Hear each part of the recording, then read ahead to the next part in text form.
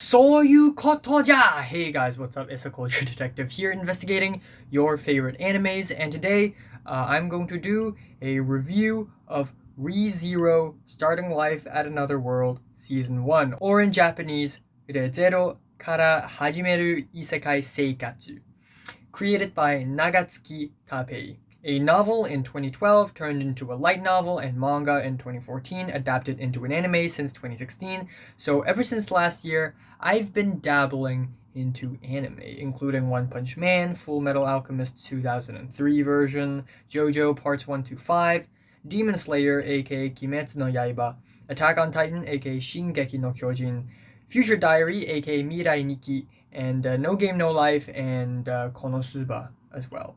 And this anime is actually my 9th anime, and it's pretty similar to Konosuba in that it is an isekai anime, an anime where the main character gets transported to another world. In fact, the writer of ReZero and Konosuba are actually friends. Yes. Before we start, let's talk about the OP. The OP is this glitchy, wavy, electronic track that doesn't really fit with the tone of the anime, at least at first. And the animation is a little too dramatic than it lets on, with its glitchy faces popping out everywhere. It's kind of weird. And the ED is alright, I guess. But, yeah. Yeah. Oh my god. Oh my god, ReZero. So we have episode 1, which is actually 40 minutes long. When I watched it, it was split into 2 parts, which were episode 0 and episode 1. But there was only episode 1 available, so I watched 12 minutes of the second half of the first episode, and I was confused the whole time. Like, wait, am I supposed to jump into the story so suddenly like that? Anyways, I like that the story is taking it slowly for the first episode. We have our main character, Subaru, who is actually a shut-in NEET, and just like friggin' Kazuma in Konosuba, really. And immediately after getting into a new world, he's like, "Where's the cute anime girl? Where's my magical powers? Give them to me!" So he already knows what's up. But the catch is that it's basically Groundhog Day for him. Every time he dies, the entire world resets to where he started in the story, and I began to be a little worried that it's going to be Groundhog Day for 25 episodes, because that would be annoying as hell. And I was right. It's pretty much Groundhog Day for 25 episodes. But it's actually not as annoying as I thought it would be in the beginning. But anyways, on the first run, he encounters 3 robbers and got saved by Emilia, who's voiced by none other than Takahashi Rie, who also voiced the legendary Megumin in Konosuba.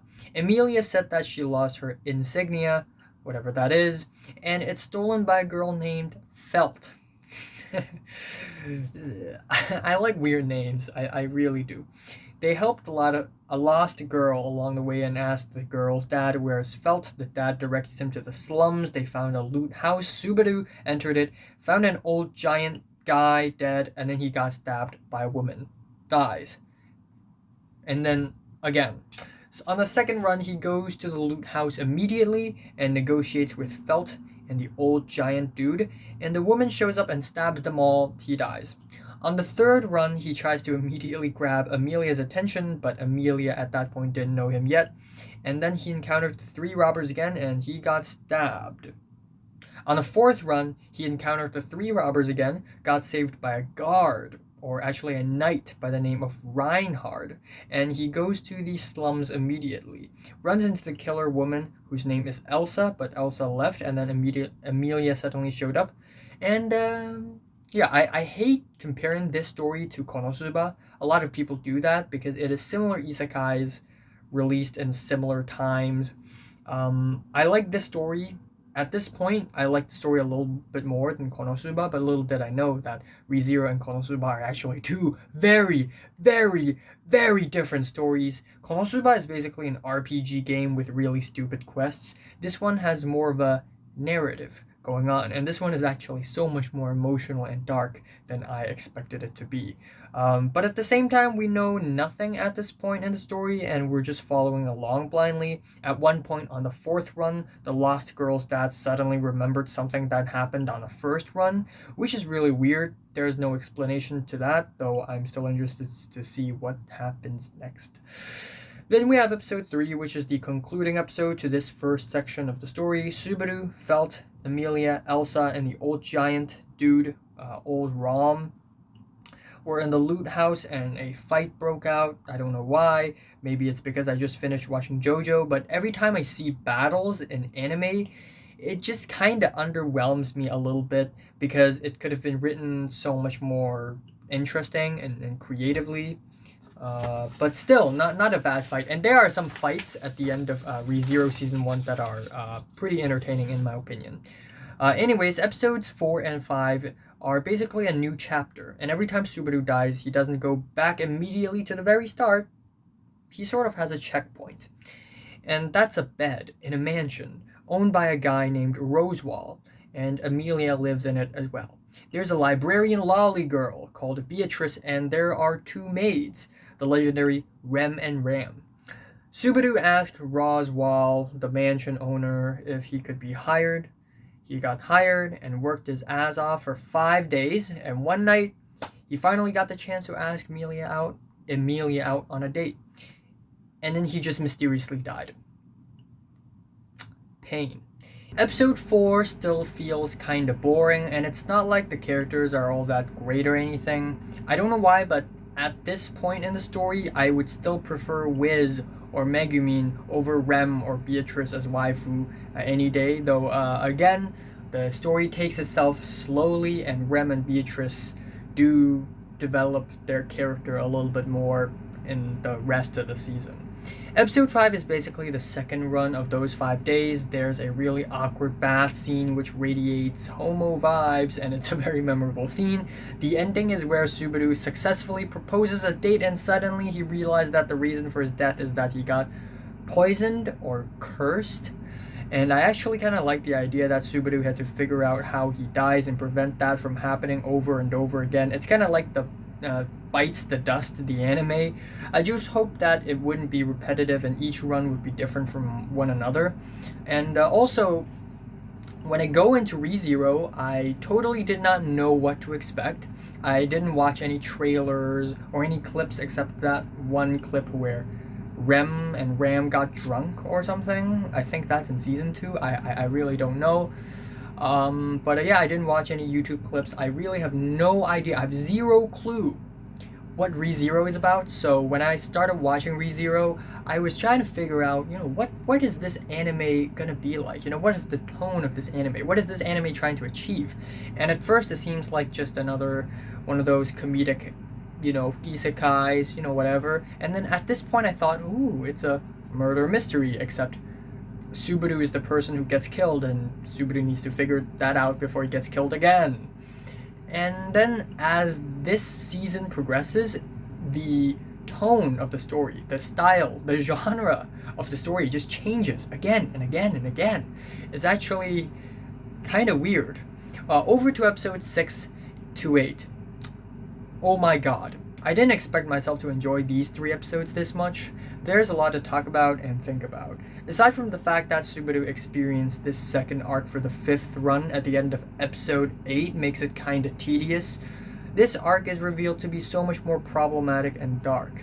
That's one thing. The story suddenly becomes pretty dark and it's kinda crazy. For Subaru's 3rd run of the Rosewall's Mansion murder mystery, he requested to be a guest instead of working as he tried to figure out who's the killer. At the 5th night, there is an incredibly shocking reveal as to who is the killer. And I'm not gonna lie, again, my opinions in the beginning, okay? I didn't write the entire script after I finished the entire series. I write a review, a mini review, after I see like maybe 3 or 4 episodes. At this point, I didn't like a certain character, okay? I didn't like that certain character. And it's not because she's a hypocrite or anything. I mean, she's just doing her job. But it's still, I feel really, really bad for Subaru. But my opinion changes, of course. The 4th run is where it gets hopeless. Subaru's hopeless. He's scared, and every time he tries to tell others that he always returns when he dies, some evil dark force creeps up around him. And it ended pretty strangely with a very strange death reveal scene, which revealed that there wasn't one killer. there were 2 separate killers. The ending is emotionally powerful and it really brings conflicting feelings. The 5th run is where Subaru found his resolve and acted super tough and hardworking in order to gain everyone's trust. He worked in the mansion again and he worked so hard Amelia had to let him sleep on her lap. And because Amelia realized how hardworking Subaru is, Amelia tells Rem and Ram that Subaru is actually a good guy indeed. I feel super bad for Subaru because he has to go through so much pain and suffering just in order to stay alive. And I really hope that he can find a way where he can tell others that he has this death return thing. At this point, I was also beginning to like Beatrice's character. There's a certain kindness under her facade of rudeness, and there are scenes where Subaru learns about the folklore and fairy tales and stuff, and those scenes don't feel like they're filler at all. It almost feels like they're foreshadowing. It's pretty well written, not gonna lie. And the streak ends with episode 9, which is certainly very action-packed and climactic. Subaru found the killer and tried to eliminate the killer with the help of Rem, but they kind of failed because they're outnumbered, and just when I thought there's going to be a 6th run, which is going to be super frustrating, Subaru wakes up and enters his 3rd loop. I just find it a little anticlimactic that the curse can just be removed by Beatrice, when in previous episodes she says that once the curse is placed, it can never be removed, and I was like, damn, he can't touch anyone anymore. And also we have a revelation where Rem goes insane and becomes a super powerful demon. While yes, it's badass, it feels as though I've seen this trope 12 times already, it doesn't have that wow, that's so cool effect anymore. Episode 10 is the start of the 3rd loop. I'm so happy Subaru finally made it to the 3rd loop. Anyways, in this loop, he had only half a day to survive because he's cursed by multiple cursed dogs and it can't be removed because it's too cursed. The only way to break the curse is to kill all the cursed dogs, and Rem was doing it. Ram and Subaru then chased after Rem in the forest. Turns out Rem is basically not in control in her demon form, even though she also kinda does. Meaning that Rem doesn't recognize Subaru at all. It's a pretty entertaining episode overall, and I love that Subaru used the fact that every time he tries to tell others about his reset ability, a dark force surrounds him in order to attract attention from the cursed dogs, because the dark evil force is actually the witch, Satella, and the cursed dogs are somehow attracted to the witch. Anyways, then we have episodes 11 to 13. On episode 11, we have the last part of the whole Subaru and Ram fighting a bunch of cursed dogs thing. It ended quickly and easily. It's not really all that memorable. We also get a lot of Rem's flashbacks, which are nice, but they're not the kind of flashbacks that really impact me or anything. Since episode 12, we have Subaru, Amelia, Rem, and Rosewall going to the capital city because it's time for the royal selection. To select a queen for the country from 5 candidates.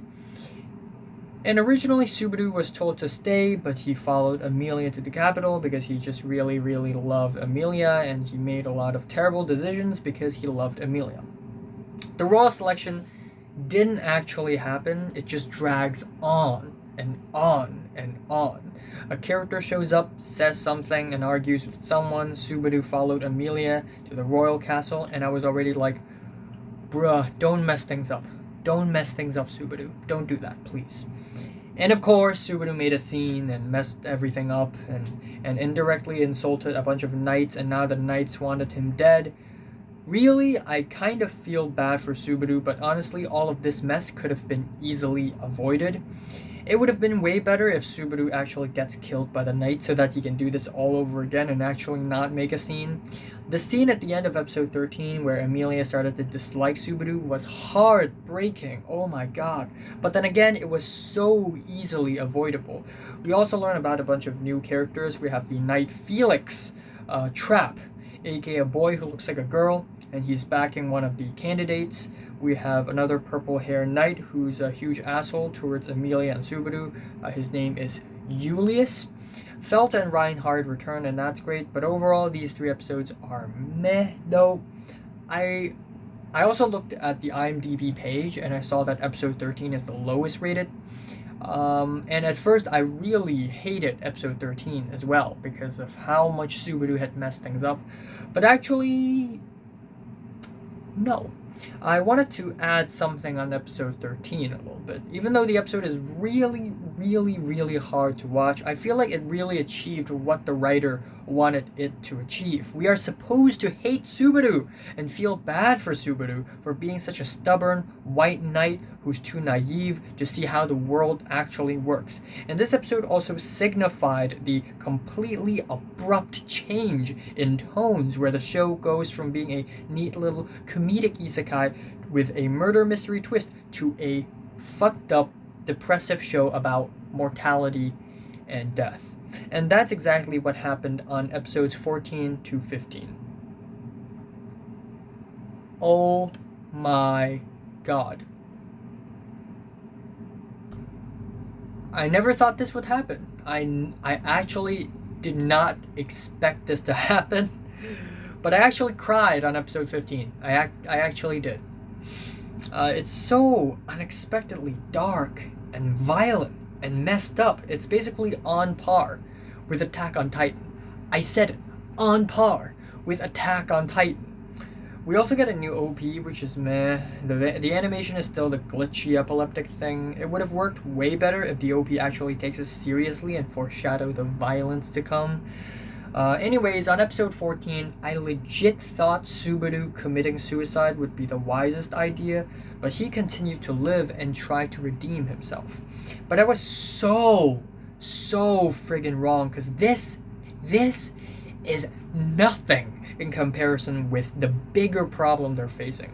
What I like about this episode, though, is that we still see Subaru making mistakes. Even after all the humiliation and failures, he still failed to see that he should stop trying to save everyone and be the nice guy, because the world is never that simple. Seeing Subaru descend from a very optimistic, lucky isekai boy to a blind, pitiful, pathetic, broken man is truly something heartbreaking to behold. Then we have episode 15. I didn't see the ratings on IMDb or my anime list before, so I thought this is going to be a similar episode to 14, but holy shit, I was wrong. This episode is truly one of the darkest and most violent and messed up anime episodes I've ever seen. I'm not even joking. And I don't say this lightly. I don't say the word dark lightly. You know that when I describe something as dark, I mean it. When something tries to be dark and it half achieves it, then I wouldn't use the word dark to describe it. I would use words like downtrodden, sinister. But no. Episode 15, it's dark. The sight of innocent children being burnt alive and people's arms and legs being twisted is really horrifying. Plus we have Subaru starting to realize how failures has become his fate and how he's powerless, which added to the depressiveness. The ending is uncanny. There's no ED. The credits literally just roll like it's a movie ending. And I never thought I would cry on a ReZero episode, but here I am. I'm giving spoiler alerts. If you haven't seen ReZero, don't watch this. Not watch this review. Go to the description below. You can see a timestamp. Tap on it or click on it. You can skip the spoiler part, and I will also put a little spoiler warning right here. So, on episode 14, Rem sensed that there's danger back at the mansion, and Subaru insisted that he and Rem return. At that point, I was very against the idea. Crush, who was one of the royal candidates, actually made Subaru a guest in her mansion, which was confusing at first, but turns out she was under a peace contract between her and Amelia to help Subaru heal. And the way Crush mentioned that the peace contract would be broken if Subaru left made me think that Crush actually wanted to help Subaru make the right decision. It's not political, but more personal. Then Rem and Subaru slept overnight in a hotel. Rem knew that it's too dangerous, so he put Subaru to sleep. Subaru wakes up next morning and saw Rem gone. He rushed back to the mansion to see everyone dead. There's also a horror element of these cultish figures appearing out of nowhere, then forming a circle and then disappearing. The tone of the show is already completely different at this point. Then he arrived at the village to see all the adults being stabbed, all children being burnt. Just, oh my god. And then he saw Rem and Ram dead. They're actually dead. It's really fucking dark. He went into the mansion and saw an ice room, and I guess this is Puck's doing. And then the cultish figures found him and split his head in half. Second run started and Subaru was basically traumatized. I mean, who wouldn't be? Let me remind you that he was a shut-in NEET before all this happened. He's a teenager, and what would you expect anyone would react when they suddenly see all your friends and close ones dead in violent ways? You'd be in shock. Same for Subaru. He was in shock and completely, but Rem still left Crush's mansion to her home, the Rosewall's mansion. Their horse gets decapitated suddenly, and they were attacked. Subaru got kidnapped, and he met this Beetlejuice, or actually Beetlejuice, who's apparently the leader of the witch cult. Even though Beetlejuice seems like your average crazy, psychotic, freaky, unpredictable Joker-type villain, the scene where he twists Rem's arms and legs and head truly fucked. It's like I'm watching The Exorcist. Then to make it hurt even more, Rem in her dying breath saves Subaru, and Subaru carried her dead body to the mansion to see everyone dead all over again. And then to add more pain, a gigantic shadow of a cat, bigger than the size of the mansion, shows up and decapitates Subaru. Clearly it's Puck, the spirit that's protecting Amelia and all. And I still think he's a good spirit because he knew that Subaru would wake up again and prevent all this from happening.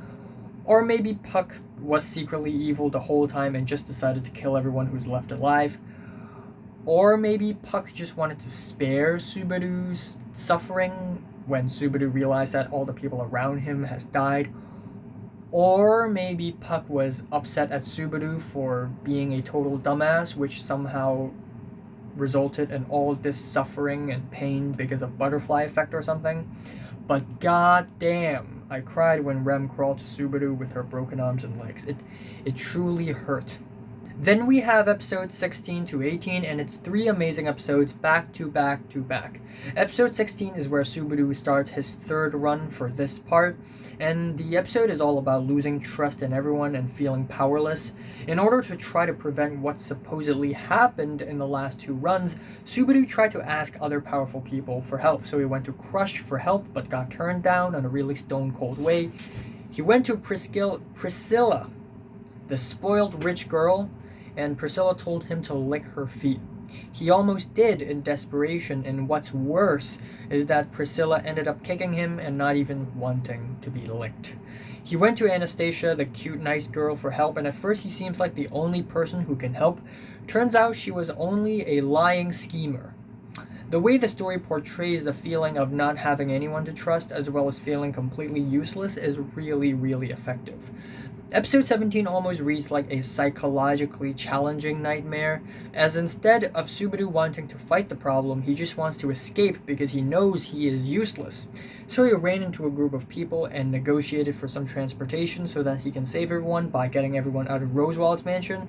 And then a gigantic white whale appeared and started to kill everyone, and it's once again a tragic defeat.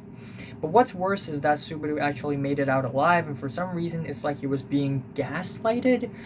But somehow he believed to be something he believed to be real was not real all along. It was hard to believe in and very confusing in an entertaining way. That run ended brutally with him completely admitting defeat. Throughout these 2 episodes, I was yelling at my screen, "Subaru, use your brain! Use your brain!" If I was him, I would probably gain Anastasia's trust by being willing to spy on other royal candidates for her if she gives him military support, though I doubt there would be time, and I also doubt it would be a good deal, though it's a better idea, right? Episode 18 is 25 minutes of Subaru ranting in front of Rem, realizing how weak and powerless of a person he is. Instead of fighting the problem or getting everyone away from the problem, he had simply given up. He wanted to just run away and start a new life with Rem. And when he was told to explain why, he had this really emotional and heartbreaking rant about how he was useless and powerless all along, and it almost brings me to tears how much these incidents had affected him. But what makes me want to cry even more is Rem's response. Her seeing the good side of Subaru, even though the entire episode is all talking. This is easily my second favorite of the entire season because of the emotional depth that it reaches. Episodes 19 to 21 cover the climax of the White Whale arc, where Subaru tried to kill the White Whale. But of course, with military assistance from Crush as well as Anastasia, I'm really happy with how Subaru acted on episode 19. His character development is certainly impressive. He finally understood how to use his brain instead of just blindly pushing his agenda, and knowing how to negotiate and persuade people. It's crazy how much of a difference it can be between not knowing how to negotiate and knowing how to. Episodes 20 and 21 are the battle episodes against the White Whale, and the battle was actually pretty good. It has its ups and downs and emotional moments. The whole Wilhelm wanted to take revenge because the whale killed his wife thing acted as a nice emotional string to tie through these two episodes, and the whole episode ended pretty satisfyingly, with people gaining respect on Subaru, which is something really amazing to see. There were a couple of moments that were really moving. It almost made me cry for how far Subaru had come, and it's a great fight overall. At the very end, we have the last 4 episodes, and they're all pretty great. Again, it's not as emotional or as painful to watch as the middle episodes of the season. It's basically one fight episode after another. Subaru and the entire world basically fought the Sloth Witch cult, and there was one rerun of the loop, and that's it. We also see Subaru and Julius, the knight who acted very harshly, sort of reconcile, and it was fantastic to see Subaru's character develop. The fight scenes are way more entertaining than I've imagined, not because it's super smart or creative or anything, but almost all of these fights carry emotions as well as ups and downs. On episode 23, Beetlejuice finally got killed, but his soul started to jump from one person to another. The rerun started on episode 24, where they acted really carefully and smartly and had finally won. We have an emotional ending scene for episode 25 as well. Overall, ReZero Season 1 is truly an experience. It's really difficult to describe this show because it's not what it seemed like at first. To put this simply, there are 3 sections to this season so far, or to the show so far.